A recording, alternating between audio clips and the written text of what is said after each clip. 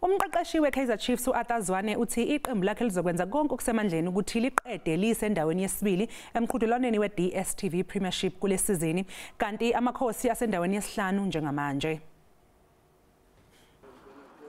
Ngemuva kokuqala isizini kabi, iKaizer Chiefs ifuna ukuqhubeka nomqiqo wayo omuhle wakamuva ukuze iqede isizini isendaweni yesibili.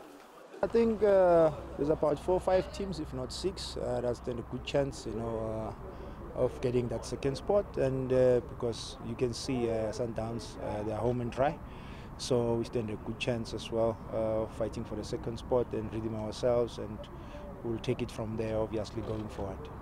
INedbank Cup iyona ndebe esalelele iqembu laseZoweto ukuthi lizibonakalise kuyo kule sizini.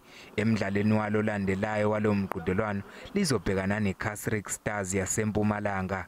It looks like it's favorable for the big teams, but when you play against teams in the lower division, they always go out there and give their best, and they don't make it easy for you. Unozinti uBrandon Peterson kubukeka sengathi usemuke nali ijezi likaMakadebona uItumele Nkhune.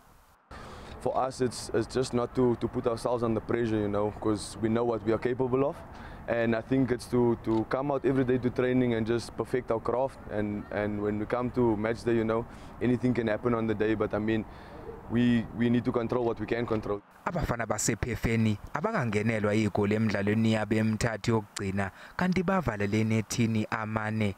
Emidlalweni wabo landelayo bazobhekana neGolden Arrows ngesonto kuGamenxe ihora lesithathu ntambama ePolokwane.